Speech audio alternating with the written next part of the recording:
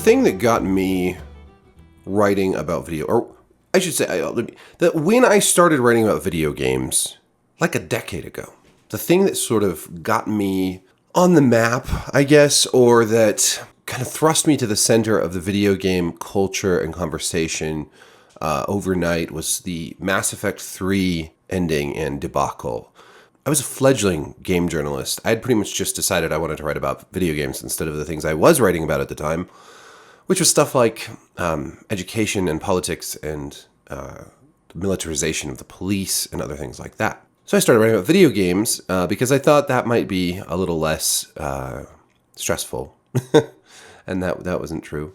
Mass Effect 3's ending was controversial for a lot of reasons and spawned the whole retake Mass Effect movement. Feels like another lifetime ago. That was so long ago. All of that sort of predated by a couple years what became Gamergate and all of that. And helped shape my views on kind of the very murky public dialogue, I guess, the social media dialogue, the online dialogue around culture war stuff, consumerism, and kind of the clash between, I guess, elitist media and the people. And then, of course, how that's not really just a black and white scenario, but really how there are multiple poles of influence and power. When we talk about geopolitics, it's often the three poles of, the West, so the United States and the West versus Russia versus China. But in media discussion, it's more like the plebes, all the online masses, the media, and then the actual power, like the political and business power. What was interesting about that time was that so much of the framing of what fans were upset about was that they were mad because there were gay relationships. They were mad because nobody used the term woke back then. If they had, oh my God, there would be this huge discussion of whether or not Mass Effect 3 was woke, if that's what fans were actually mad about, review bombing, and da-da-da-da-da. Gamers were called entitled, all these things, right? So I came in, and initially I was like, oh man, look at this. How terrible that people are upset about gay romances and whatnot. And then a lot of gamers were like, dude, no, we're not mad about that. We're mad about this and this and this and this and this. And being someone who's curious to learn the truth, I took that seriously and looked into what people were actually saying and actually upset about, outside of this very small minority of people who were mad about gay romances. And that led me into that vein of writing from I don't think my writing is populist necessarily, but I've always sort of wanted to see things from multiple angles and multiple viewpoints and not just take things at face value. And pretty quickly it became obvious that there are remaining a lot of people in media, not just in games media, but in media in general, who have an axe to grind all the time and have created caricatures of the people that they find detestable, mockable, whatever, the deplorables, and it's really easy to write outrage pieces that are like, oh, gamers are mad about this gay stuff. Gamers are mad. But it's really very rarely the truth, even though people online will do their best to disabuse you of that. There is a small and vocal contingent always who toes the homophobic or the racist line. Absolutely. I mean, that's just how it goes. And they suck. But most people have legitimate concerns with things like games and shows and movies and whatnot. And so this brings us to 2024, 12 years later, which makes me feel old. It makes me feel really old. True Detective Night Country. I made a video and wrote a review about the season premiere of, which is what is essentially season 4 of True Detective. True Detective is an anthology show, so every season is new, and there's new characters, new story, new mystery. And this hasn't worked out so well for this show. This is one of those shows where it's like, the name True Detective carries weight, but it only really carries weight because of Season 1. Season 1 was a masterpiece. Season 2 was pretty bad. Season 3, I liked Season 3, but it didn't hit like Season 1. I think it was brilliantly acted, but just kind of didn't capture that sense of intense dread, that sense of and really just the relationships that were built in season 1. But I still liked it. Season 4 has had a lot of hype. For one thing, Jodie Foster is returning to acting for this and hasn't done a lot lately, and is kind of a beloved actress. So that was, everyone's excited about that. Everyone's excited about a new season of True Detective. It's been years. But I wrote that it really didn't feel very much like True Detective. It leaned too heavily into the supernatural. There was a lot of problems with it. It was a very messy, convoluted season premiere. Too much going on. Characters that were hard to relate with. And of course, then there are the people who say, well, it's woke. It's woke. Look, the daughter's a lesbian. It's all about... it's all female driven without any care to the story. It's activism, right? Masquerading as, and maybe some of that's true.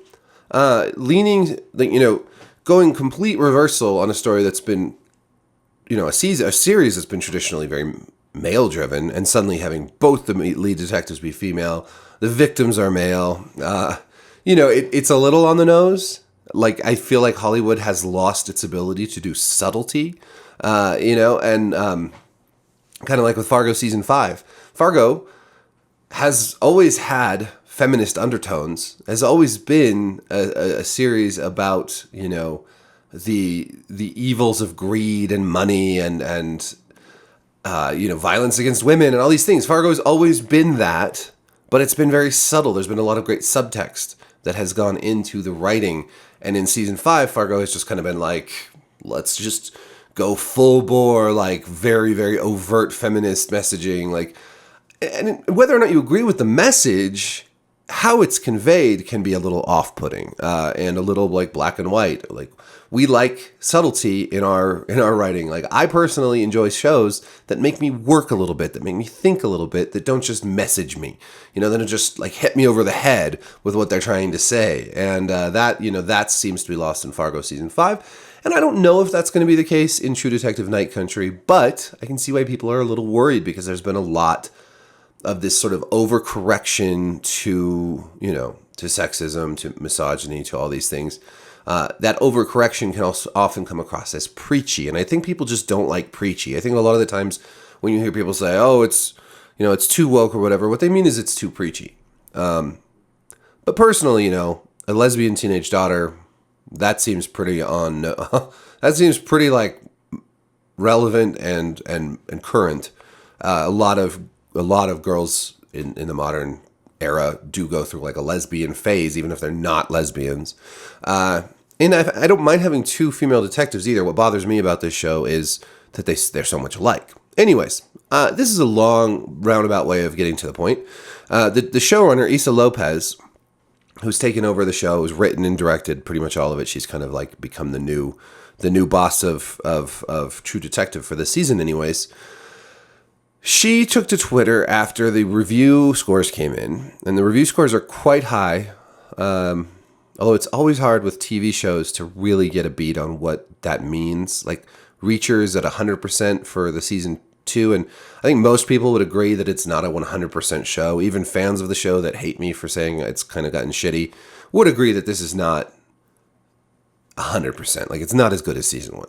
93% for True Detective Night Country for critics, but it was at the time that this showrunner took to Twitter. It was at 69% for audience scores, and she went to Twitter and said, "So if you liked last night's episode of True Detective Night Country and have a Rotten Tomatoes account, maybe head over there and leave an audience review.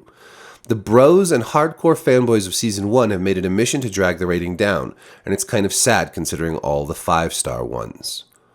So she was basically accusing fans of the show, of season 1, which they're very hardcore fans, and bros, which reminds me of the whole Bernie bro thing, of dragging down the scores. Now, if you look at the actual historical scores for this show, 69% audience score, 93% critic score is really high. I'm trying to find the actual. So season 1 had a 91% critic score, which is lower than this, which is crazy because it's much, much better, and an 87% audience. So that, those are pretty in tune with one another. This show had a 69% audience score this season and a 92% critic, although I think it's like at 93% now. Yeah. Now, at the time, it was 69% audience score, but season 2 had a 47% critic and 20% audience on Rotten Tomatoes, and season 3 had an 84% critic and 49% audience.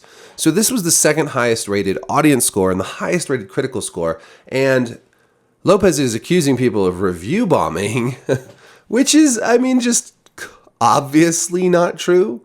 The score went up to 75% and has now come back down, back to 69%. So there was obviously some sort of little boost, and then it came back down. Lopez followed up the tweet with, "Okay, removed a post. I despise review bombing of any kind," which I have to just interject here. I think review bombing has a very legitimate place as a consumer tool. When consumers are upset by something, sometimes it's something stupid, and sometimes it's something actually meaningful, like predatory revenue practices in video games, loot boxes, things like that. You know, this is one way that consumers can actually go and express themselves through the review system. So I don't despise every kind of review bombing. But A, our audience score in Rotten Tomatoes is much better now, and B, I used a generalization about who was bombing, and generalizations are always a mistake. And so many beautiful bros and True Detective Season 1 hardcore fans loved our episode 1. So she walked that back hard.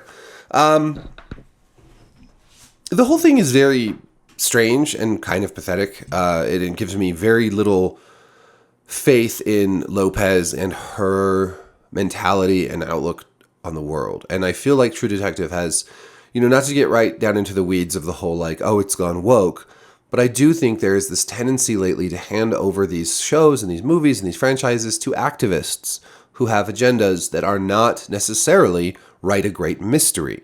Whatever you want to say about season 1, it was a great mystery, and it didn't really have a political agenda. Rust Cole and Rust and Marty were both flawed men. Rust was very philosophical. Marty was just kind of living his life, making bad choices. That season was apolitical, really, other than corrupt cops and corrupt people in power doing bad things effectively, and that sort of like underdog, attempt by these scrappy detectives to do the right thing. And the flaws of the characters really drove that whole season. That's why it's so good. What worries me about activists being involved in these franchises, and we see the same thing happening in Star Wars and elsewhere, is that when you have a political agenda to push, whatever that agenda may be, whether that's a right-wing agenda or left-wing agenda or whatever, you're going to sacrifice the story for your agenda. And you're going to tell a story that matches your agenda. And of course, stories are always going to reflect, to some degree, the worldviews of the writers who are telling them and the creators who are telling them, the directors, of course, that's always going to be part of every story. It's not, Steven Spielberg makes Schindler's List. I'm not criticizing that for being like an anti-fascist movie, right? That very obviously there is Spielberg's view of the Holocaust and stuff involved in the making of that film, and that's okay. But True Detective as a story, like if you want to do that, if you want to have a more feminist or a more female-driven or whatever, if you want to have that be part of your story, then you have to actually, tell a good story and not just throw that in people's faces. One film that I've compared this first episode of this season to is Wind River, which is a Taylor Sheridan movie. And that was just a terrific movie.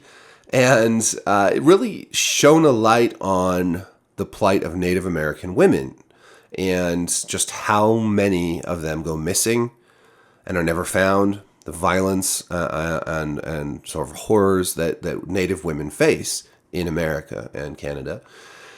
And it did all of that without being preachy. It told a good story that was really pretty horrifying and exciting, and it had both a strong male and strong female lead, and it did all. That's, to me, that's like how do you sell this? How do you sell this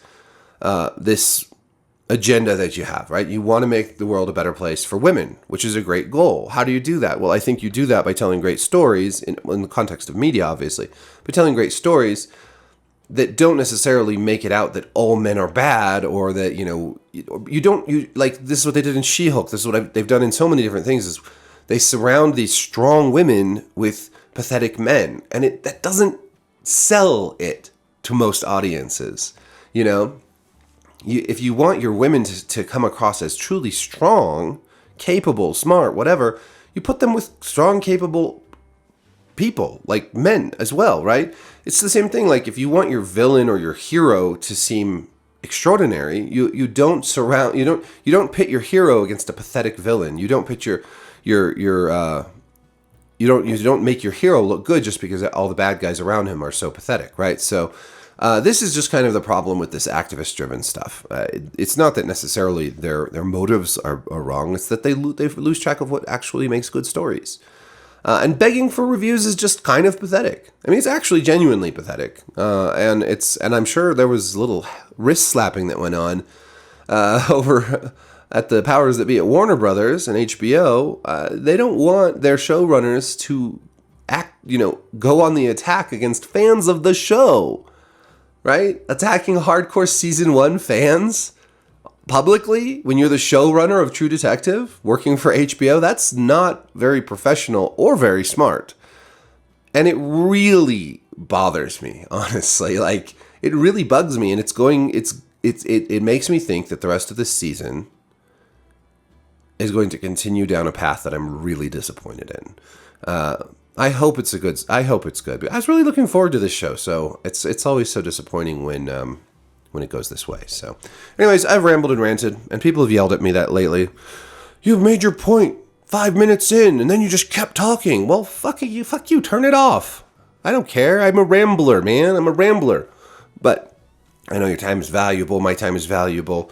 So thank you for watching. Like, subscribe, hit the notification bell. Peace.